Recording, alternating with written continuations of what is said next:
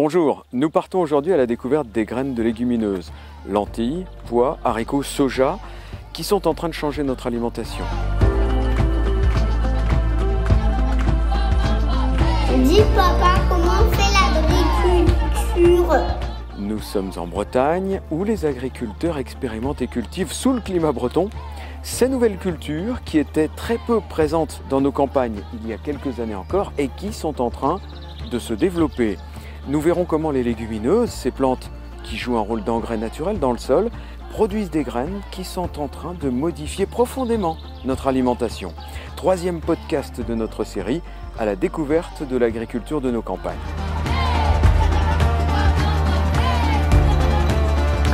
Notre agriculture, elle aussi, change. On voit que la consommation de légumineuses, elle repart. Les consommateurs souhaitent de plus en plus mieux manger. On a des petits pois, on a de la févrole, on a du lupin, on a des lentilles, on a du soja. Ce sont toutes des légumineuses.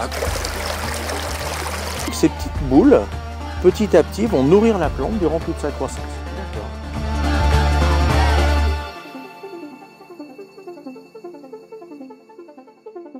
Avant d'aller voir les agriculteurs, je vous emmène d'abord dans un laboratoire d'essai. Je suis à Plélan-le-Grand, donc petite bourgade bretonne, 35 km de Rennes, en Ille-et-Vilaine. Et c'est ici qu'on invente les nouvelles recettes avec les graines de légumineuses, recettes que vous aurez demain dans vos assiettes. Je m'approche, j'avance vers la porte. Bonjour Yannick. Bonjour Pascal. On se tutoie? Allez, on y va. Alors moi je vois une cuisine ici là, je vois un plan de travail, une table, un four, des couteaux évidemment accrochés au mur. Où est-ce qu'on est? Qu'est-ce qu'on fait ici? Alors ici c'est un laboratoire d'essai en fait. On va faire des essais avec des produits, un produit de base, on va créer des recettes avec ce produit de base pour les entreprises. Tu inventes de nouvelles recettes pour les entreprises? Voilà, c'est ça. Quelles recettes tu inventes? Qu'est-ce que tu travailles avec les graines de légumineuses? Avec les graines de légumineuses, en ce moment, on travaille sur l'aquafaba. L'aquafaba, c'est quoi? C'est le jus de cuisson du pois chiche. D'accord. On a le pois chiche et le jus de cuisson. Et ben, on va prendre le jus de cuisson et on va s'en servir en remplacement des blancs d'œufs.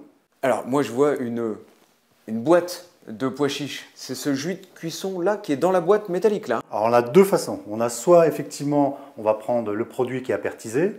Donc là, on va récupérer ce jus. Et sinon, on va cuire notre pois chiche dans une autre cuisson. Et on va récupérer en fin de cuisson, au bout de 50 minutes, le jus de cuisson qui s'appelle l'aquafaba. D'accord. Et qu'est-ce que tu en fais? On va en faire, là en tout cas, on va le monter en neige, comme des œufs en neige. D'accord. Comme des blancs, pardon. Et on va l'inclure soit dans des biscuits, des gâteaux, ou alors dans des entrées. On peut faire aussi une mayonnaise avec l'aquafaba. Il va se substituer par rapport à la protéine animale qui est l'œuf. Alors, est-ce que tu peux me montrer comment tu fais ça? Alors là, c'est tout simple. On va mettre l'aquafaba dans le robot. Voilà. C'est du liquide. On a un petit robot et là on va faire tourner. Et comme un blanc d'œuf, et on va obtenir au bout un petit peu plus long qu'un blanc d'œuf, et on va obtenir une mousse au bout de 5 minutes. D'accord, c'était plutôt transparent marron et là maintenant ça devient blanc. Hein. Voilà, c'est ça. C'est comme un. Voilà, on obtient une mousse. Voilà. Exactement. Et comment on le mange derrière? Alors là, on va rajouter au bout de 3 minutes du sucre. D'accord. Là, ça sera plus une recette sucrée. Et on va le pocher sur une plaque et on va mettre ça au four à sécher comme une meringue. D'accord. Ou alors on va faire une île flottante aussi avec. Donc en dessert, c'est délicieux. C'est adorable. Et qu'est-ce que tu fais avec le pois chiche lui-même? Parce que ça, c'est le jus, ok, on récupère le jus, ça c'est top. Et le pois chiche lui-même, on en fait quoi? Oui, parce qu'on a plutôt l'habitude de garder le produit qui est plus important dans la boîte. Mais là, effectivement, on parle de l'aquafaba. Mais le pois chiche, on va faire un houmous, on va faire aussi des biscuits, on peut en faire aussi une farine pour faire également des tartes, des pâtes à tarte, enfin tout ça. Ouais. Comment tu fais ton houmous, par exemple? Tu peux nous montrer ça? Alors le houmous, oui, je prends le... C'est ça le houmous, là, j'en mets sur la table.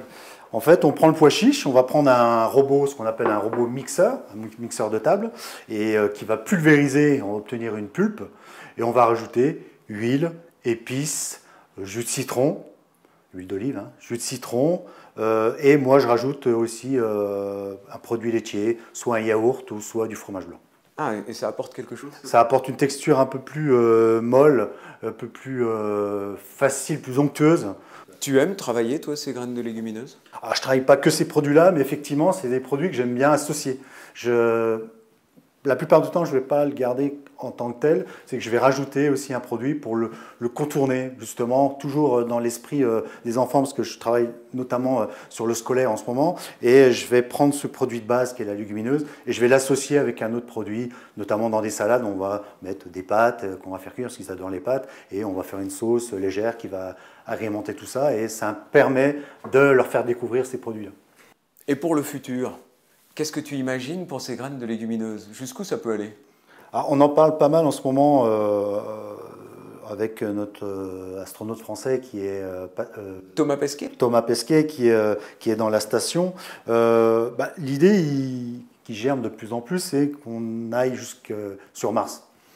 Donc, quel rapport entre les légumineuses et Mars? Je me dis, vu que la légumineuse est quand même riche en protéines, en minéraux, en vitamines, en fibres, on ne pourra peut-être pas forcément amener des produits trop complexes qui va faire le voyage, parce que la légumineuse se conserve très facilement, longtemps aussi, et voilà, ça pourrait être un substitut à l'alimentation des futurs astronautes ou aussi des humains qui seront pour coloniser Mars. Donc la légumineuse, l'aliment de l'astronaute qui s'en va conquérir l'univers. Pour moi, pourquoi pas. Ça me paraît l'aliment principal qui pourrait les accompagner en tout cas.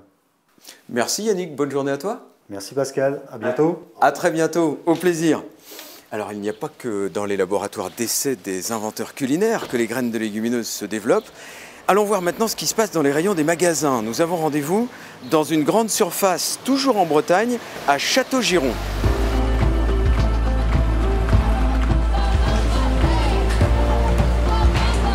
Alors j'arrive dans le rayon, je tourne. Alors riz, pâtes, couscous. Ah ça y est, lentilles blondes, pois chiches, lentilles vertes, pois cassés, mojettes de Vendée.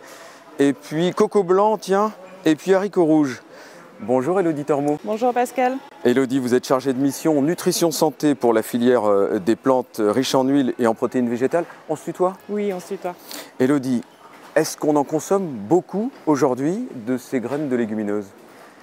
Eh bien en fait oui et non, puisque au début du XXe siècle on en consommait beaucoup, environ 4 fois plus qu'aujourd'hui, donc autour de 8 kg par an et par habitant. Et ensuite dans la seconde moitié du XXe siècle, la consommation elle a diminué au profit plutôt des produits transformés à base de céréales comme les pâtes. Et au profit de la viande aussi, voilà, en lien avec l'industrialisation de la production alimentaire et aussi avec l'augmentation du niveau de vie de la population. Et aujourd'hui, les choses changent? Voilà, ça change un peu puisqu'on voit que la consommation de légumineuses, elle repart. Donc on est passé de 1,5 kg par an et par habitant à environ 2 kg aujourd'hui. Et pour quelles raisons ça change? Est-ce qu'il faut qu'on change d'alimentation? Quelles sont les recommandations finalement nutritionnelles? Alors les recommandations qui sont données par le PNNS, donc c'est le Plan National Nutrition Santé, c'est de consommer au moins 2 fois par semaine des légumineuses. Donc ce sont des recommandations qui ne sont pas encore vraiment atteintes aujourd'hui. On en est un petit peu loin encore. Voilà. Merci Élodie. Nous sommes toujours dans une grande surface, la principale grande surface de Château-Giron, très connue, tout près de Rennes. Jean-Maurice Jégu, bonjour. Bonjour. Vous êtes directeur commercial de cette grande surface. Est-ce que les consommateurs vous en achètent de plus en plus de ces produits, de ces graines à base de légumineuses? Effectivement, depuis quelques années maintenant, il y a une véritable appétence sur ces produits-là, du coup, les légumineuses sous différents formats, soit en format sur du sec, ou bien sur du vrac, ou bien sur des produits prêts à cuisiner, prêts micro-ondables. Et effectivement, le rayon, l'échantillonnage, du coup, s'est fortement développé depuis de nombreuses années. Il a augmenté de combien ce rayon? Il a augmenté à peu près de 50% au minimum, notamment avec l'apparition des produits bio. Ah oui, d'accord. Sur le marché. Alors là, on est dans le rayon. Là, je vois le conventionnel, ça fait quoi? 1 mètre linéaire, c'est ça? Alors ça fait 1,33 m exactement, et du coup. D'accord. 1,33 m. On a également effectivement autant sur les produits cuisinés et autant, voire plus, sur les produits bio. Il y a 5 ou 10 ans, ça faisait combien? 3 fois moins. 3 fois moins, donc on est en forte progression. Forte progression. Quel est votre produit le plus vendu? Alors les produits phares, c'est les lentilles. Les lentilles notamment corail. Qu'on voit là, qui sont devant nous, la lentille corail, là. Ça, c'est ce qui se vend le plus. C'est ce qui se vend le plus, c'est des très bons produits. D'accord. Voilà. Est-ce que vous avez une explication? Pourquoi est-ce que vos clients consommateurs en achètent plus aujourd'hui qu'hier? Alors effectivement, les consommateurs souhaitent de plus en plus mieux manger, c'est certain. Donc du coup, effectivement, ces produits-là en font partie aussi. On a de plus en plus de consommateurs flexitariens, donc qui mangent aussi bien plus de légumineuses et un petit peu moins de viande et de poisson. Donc le changement alimentaire est à l'œuvre. Le changement est à l'œuvre, effectivement. Oui. Merci Jean-Maurice. Merci à vous. Oui, la transition alimentaire, on la voit dans ce rayon qui augmente fortement. Élodie, est-ce qu'il y a des nouveautés, des innovations, des choses nouvelles pour pouvoir consommer différemment ces graines de légumineuses? Oui, alors c'est vrai qu'aujourd'hui on peut trouver les légumineuses sous plein de formes différentes, donc dans son supermarché. On trouve par exemple aujourd'hui, donc on dit souvent qu'il faut associer les légumineuses avec les céréales. Donc on trouve pas mal de mix un peu tout fait. Donc là par exemple celui-là c'est... Alors ça c'est un sachet ça hein? C'est en sachet, c'est ça. Lentilles, riz, soja. D'accord. Donc source de protéines et riche en fibres. Et donc il n'y a plus qu'à le mettre au micro-ondes et donc on a le plat tout fait. Donc ça c'est un exemple. Autre exemple. Donc c'est vrai que les modes de cuisson, on voit beaucoup de préparations qui sont faciles à préparer parce qu'on dit souvent les légumineuses c'est pas pratique, il faut que je le réfléchisse à l'avance, que je les fasse tremper, etc. Donc maintenant on trouve plein de préparations hyper simples à préparer. Qui sont déjà toutes faites finalement, voilà, qui sont prêtes presque. Donc, qu'est-ce qu'on a? Ça c'était un exemple. Là on voit un autre mélange donc, de légumes et de lentilles, de haricots de mer. Donc la carotte, lentilles, haricots de mer. Ouais, prêt en 1 minute. D'accord. Donc voilà, on ne peut pas dire que ce soit très contraignant à préparer. Après maintenant on trouve des innovations plus originales. Donc on trouve des pâtes à base de légumineuses. Ah oui, alors ça c'est de la pâte, hein. On ne va pas citer la marque qui est très connue, voilà, italienne. Voilà, des spaghettis avec de la lentille corail. Et la couleur est rouge. Oui. C'est du coup la couleur de la lentille corail? Exactement. D'accord. Donc ça c'est nouveau ça? C'est nouveau, ouais. Il y a quelques années vraiment, c'est des produits qu'on ne trouvait pas dans les rayons. Et donc si on regarde un peu plus dans le tableau nutritionnel, on va remarquer sur la ligne fibres alimentaires, on a 12 grammes de fibres pour 100 grammes de produits. Alors que si on va regarder sur les spaghettis classiques, à base de blé, on va être seulement à 3 grammes de fibres alimentaires. Donc plus de fibres grâce à la lentille finalement. C'est ça. Donc, avec un produit similaire. Avec un produit similaire. Et ça c'est mieux pour la santé? En quoi ces graines sont bonnes pour notre santé? Alors les graines de légumineuses, elles sont bonnes pour la santé pour plein de raisons. Donc comme on l'a dit tout à l'heure, déjà avec les céréales, ce sont nos principales sources de protéines végétales. Voilà, et donc en mixant les sources, on arrive à apporter tous les acides aminés essentiels dont notre organisme a besoin. Donc c'est une première chose. Ensuite, effectivement, les légumineuses, elles sont pauvres en matières grasses et au contraire, elles sont riches en glucides complexes, donc c'est de l'amidon, et en fibres alimentaires. Et alors, c'est bon pour l'obésité par exemple? Oui, alors donc effectivement l'amidon déjà il va apporter l'énergie dont on a besoin. Il contribue aussi à nous donner ce sentiment de satiété qui fait que bon bah voilà, on n'a plus faim, on va arrêter de manger. Et les fibres alimentaires, elles vont réguler le transit intestinal, réguler la digestion et donc ça va contribuer à réguler la glycémie notamment, et aussi le taux de cholestérol dans le sang. Donc c'est bon pour le cholestérol, c'est bon, j'allais dire, pour lutter contre le diabète aussi? Exactement, en fait, voilà, avoir un régime alimentaire riche en fibres, ça va permettre de prévenir un certain nombre de pathologies, dont notamment le diabète et les maladies cardiovasculaires. Est-ce à dire, Élodie, qu'on ne peut manger que des graines de légumineuses et abandonner tout le reste? Alors non, on ne va pas manger que des graines de légumineuses, hein, même si on a vu qu'elles avaient de nombreux atouts nutritionnels. Les aliments d'origine animale, ils ont aussi des avantages et des atouts nutritionnels également. Donc l'important, c'est de manger de tout. Aujourd'hui, en France, on est à peu près sur une consommation de 70% de protéines animales et 30% de protéines végétales. Ah oui, c'est très déséquilibré. On n'en mange Voilà. que 30% d'origine végétale des protéines aujourd'hui. Exactement. Les nutritionnistes conseillent d'aller vers un équilibre 50-50. Merci Elodie, merci à toi pour toutes ces explications et tous ces bons conseils. Avec On va quitter maintenant ce rayon de grande surface, parce que moi je me pose une question, comment est-ce qu'elles sont produites ces légumineuses et surtout quel impact elles ont sur la planète. Direction une station d'expérimentation à quelques kilomètres d'ici, à Bignan, toujours en Bretagne.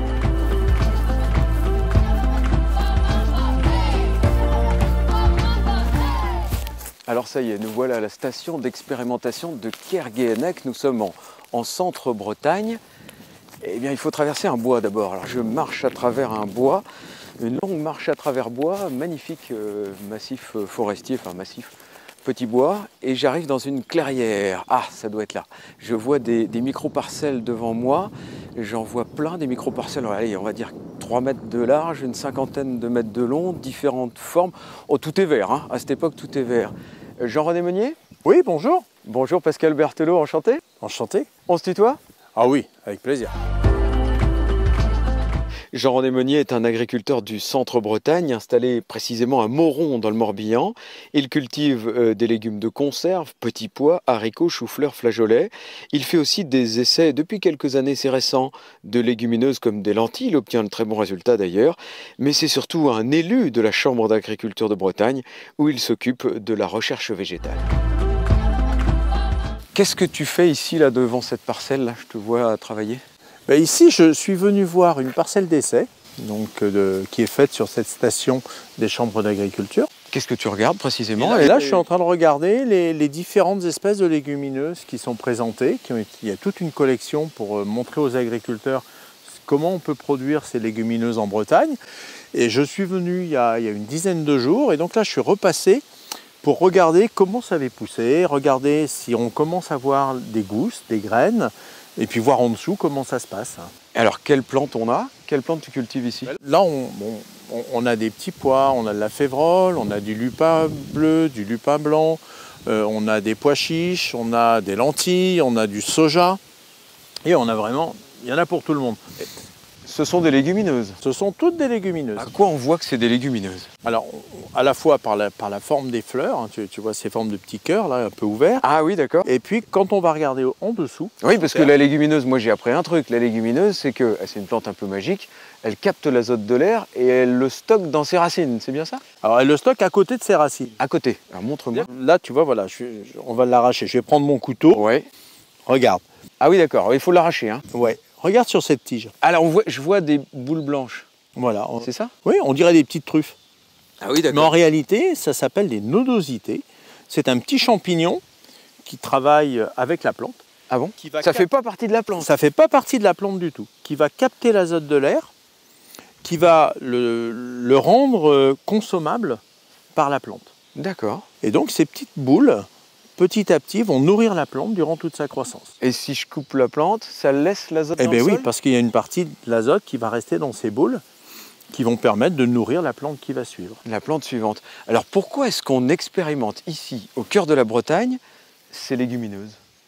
Alors aujourd'hui, quand on est en France, on regarde un siècle en arrière, on consommait des légumineuses de manière assez importante. Et au fil du temps, on avait perdu cette consommation. Et aujourd'hui, on est dans un besoin de rééquilibrage de l'alimentation, tout simplement, comme pour tout le monde. Et on a une nécessité de réapprendre à produire toutes ces légumineuses. On en faisait un petit peu, mais pas beaucoup. Et il y a une demande forte de nos amis consommateurs qui aujourd'hui consomment, presque 80% de légumes qui viennent de l'étranger, de légumineuses venant de l'étranger. Ces graines de légumineuses, aujourd'hui dans les rayons français, 80% sont importées de l'étranger? Presque, oui. Ah oui, quand même. Et pourquoi? Tout simplement parce que les conditions de production dans ces pays-là sont beaucoup plus souples que les nôtres. C'est plus facile et moins cher à faire ailleurs? C'est plus facile et beaucoup moins cher à faire là-bas. Les coûts de production sont inférieurs Ouais. à l'étranger? Ouais. Est-ce qu'elles sont faites dans les mêmes conditions que nous? On va se parler franchement. Non. Elles sont faites comment? Avec des traitements différents, peut-être interdits en France? Oui, des traitements différents, des techniques différentes, mais des variétés différentes qu'on n'a pas forcément le droit de produire chez nous. D'accord. Et donc ici, on expérimente, on cherche quoi? Qu'est-ce qu'on regarde dans ces expérimentations? Parce que là, je vois, il y en a combien de parcelles? Il y en a presque 60. 60 parcelles? Qu'est-ce que tu regardes sur toutes ces parcelles? Ici, l'idée, c'est d'être capable d'accompagner les agriculteurs qui auront envie de se lancer. Donc on va travailler pour ça. Mais déjà ici, techniquement, on veut voir si on est capable de faire pousser des lentilles, d'obtenir des fruits, de les faire mûrir et de les récolter. Parce qu'on est en Bretagne quand même. Climat humide, c'est ça que tu me dis? Non, presque pas. Presque pas. Il fait toujours beau entre deux averses en Bretagne. Oui, mais donc du coup ça pose des problèmes, cette humidité? Ça peut poser des problèmes parce que, vous voyez, ici, tiens, j'ai sorti un lupin, on voit qu'il y a des petites, comme des tout petits poils sur les gousses. C'est la gousse, d'accord, on voit des petits poils blancs. Ouais. Et ces petits poils blancs, ils vont retenir l'humidité. Donc s'il pleut, il va falloir que ça sèche, donc ça va demander du temps. Donc ça, on est en train de le tester. Il faut tester. Et il y a peut-être différentes stades de récolte, différentes dates? On va tester les dates de récolte, on va tester différentes variétés pour voir lesquelles sont les plus adaptées à nos territoires. Est-ce que économiquement, aujourd'hui, c'est rentable pour les agriculteurs de le faire? Aujourd'hui, c'est une rentabilité insuffisante pour vraiment motiver les gens à prendre le risque de mettre en place ces cultures, à les suivre, parce qu'on est bien sur des plantes à destination humaine directe, qui vont aller directement dans les assiettes, qui nécessitent un savoir-faire, une technicité des agriculteurs. C'est pas assez payé pour l'instant. Et aujourd'hui, la rémunération n'est pas au niveau où elle devrait être. Alors qu'est-ce qu'on fait pour lutter contre ça? Alors pour lutter contre ça, moi j'ai eu il y a 2 ans des gens devant moi qui me demandaient tous à avoir des légumineuses françaises pour servir dans la restauration, par exemple. Et puis, au bout d'un moment, je leur ai dit, mais si vous en voulez, il faut peut-être qu'on se mette autour d'une table. Et ils ont dit banco. Donc, on a mis 2 ans. Mais aujourd'hui, on a cette association qu'on a créée. On a pris plein de briques. On a essayé de mettre tout le monde autour d'une table et puis de prendre, un peu comme ce petit jeu-là. Lego? Lego. C'est le nom de l'association, Lego. Finalement, c'est le nom qu'on a choisi pour l'association, ce qui veut dire légumineuse du Grand Ouest. Légumineuse à graines du Grand Ouest. On a rajouté un G, comme ça on est tranquille.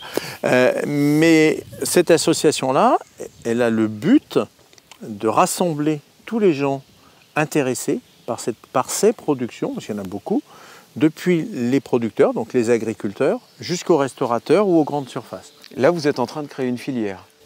C'est une filière, voilà. C'est une filière qui se crée en mettant des gens ensemble pour travailler dans un but de créer un gâteau, entre guillemets, et pouvoir partager une valeur ajoutée, pouvoir partager du revenu vers les agriculteurs. Et ça se joue à très peu de choses. Ça se joue à très peu de choses. Quand on va jusqu'au bout, jusqu'à l'assiette du consommateur, on est sur quelquefois 2 à 3 centimes sur un repas. 2 à 3 centimes de plus permettrait de faire vivre la filière et d'avoir une rémunération correcte de l'agriculteur. Oui, c'est pas grand-chose. C'est pas grand-chose. Mais il faut expliquer aux consommateurs pourquoi.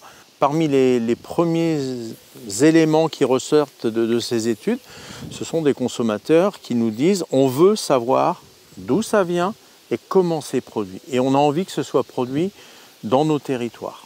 Avec nos conditions de production. Avec nos conditions françaises de production. Merci beaucoup Jean-René. Merci. Des projets comme Lego pour développer les plantes riches en protéines, il y en a dans toute la France, sur tous les territoires aujourd'hui. Ces projets sont boostés par le plan protéines lancé par le gouvernement à la fin de l'année dernière. Merci à vous de nous avoir écoutés. Toutes les informations sur les plantes oléoprotéagineuses sur les réseaux sociaux de la filière. À très bientôt pour un prochain podcast. Terre Aléopro, la marque des agriculteurs français.